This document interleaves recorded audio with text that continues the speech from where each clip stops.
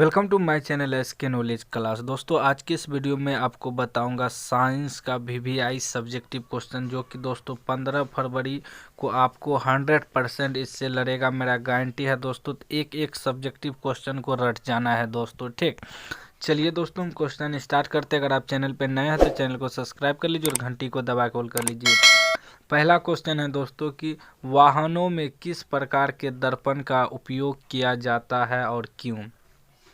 इसका उत्तर है दोस्तों, वाहनों में पीछे के दृश्य को देखने के लिए उत्तल दर्पण का उपयोग किया जाता है, क्योंकि पहला, यह हमेशा छोटा, आभासी और सीधा प्रतिबिंब बनाता है।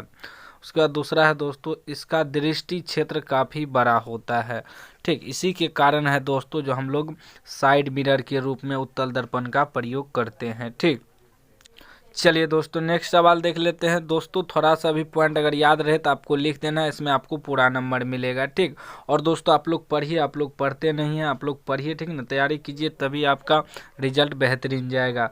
वायरल क्वेश्चन ऊपर मत रहिए दोस्तों। काफ़ी लोग हमें कमेंट करता है सर वायरल क्वेश्चन डालिए। दोस्तों वायरल क्वेश्चन कहाँ से लाऊँ, अभी वायरल नहीं हुआ है। चलिए दूसरा है, वक्र दर्पण में आवर्धन किस प्रकार बदलता है।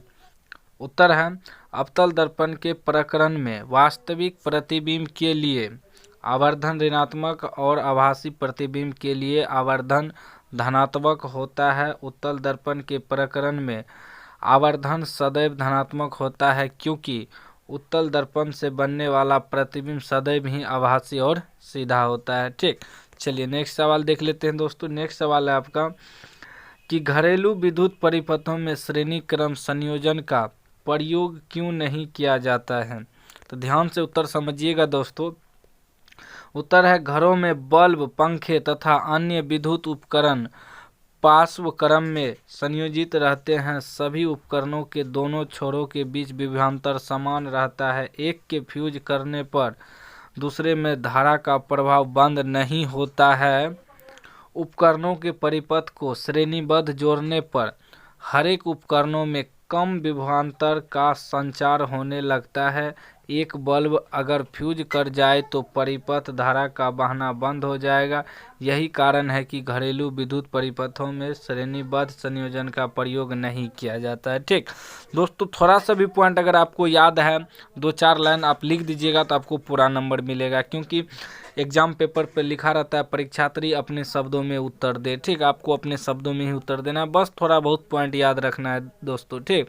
और आप लोग तैयारी कीजिए, जम के तैयारी कीजिए, आपका रिजल्ट बेहतरीन आएगा। चलिए अगला सवाल है, विद्युत चुंबक और अस्थायी चुंबक में अंतर बताएं।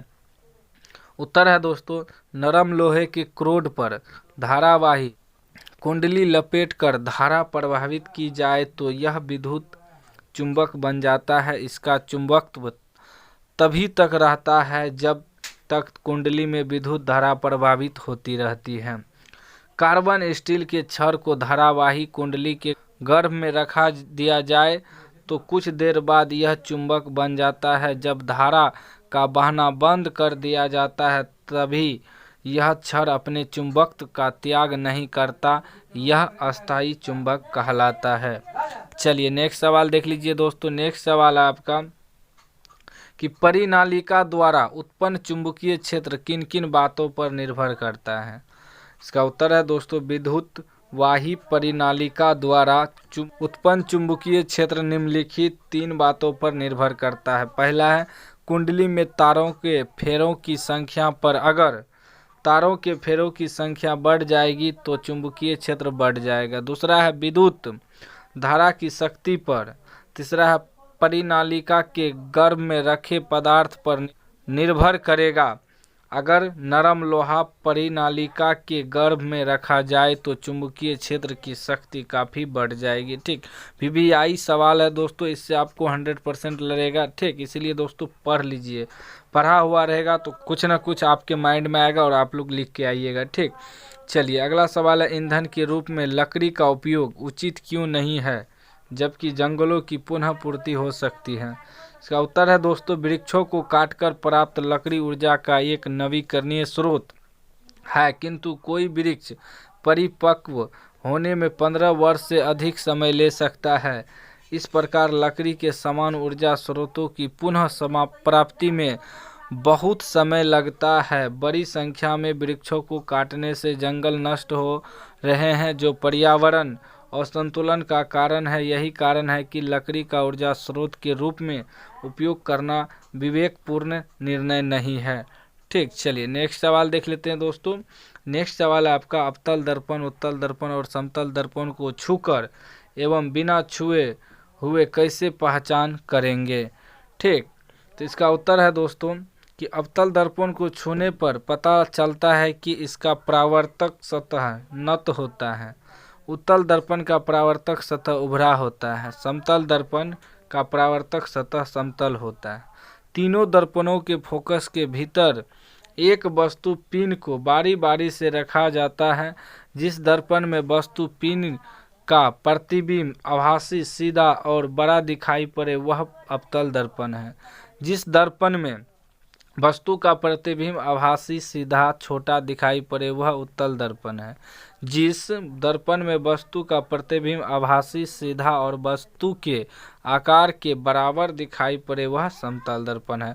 तो दोस्तों इस प्रकार आप तीनों दर्पण को पहचान सकते हैं। ठीक, चलिए नेक्स्ट सवाल देख लीजिए दोस्तों। नेक्स्ट सवाल आपका है कि विद्युत धारावाही वृत्ताकार पास के कारण चुंबकीय क्षेत्र का रेखा चित्र खींचें। उत्तर है दोस्तों, विद्युत धारावाही तार के प्रत्येक बिंदु से उत्पन्न चुंबकीय क्षेत्र रेखाएं पास के केंद्र पर सरल रेखा जैसी प्रतीत होने लगती है।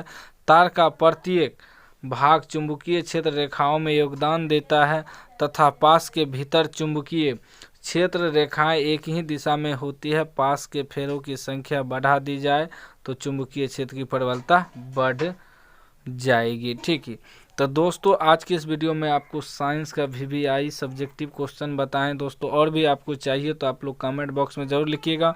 और दोस्तों आप लोग पढ़िए, ठीक ना, आप लोग वायरल क्वेश्चन के ऊपर मत रहिए दोस्तों। जिस दिन आउट होगा तो डालेंगे। ठीक, अभी तक चैनल को सब्सक्राइब नहीं किया, सब्सक्राइब कर लीजिए और घंटी को दबा कर लीजिए।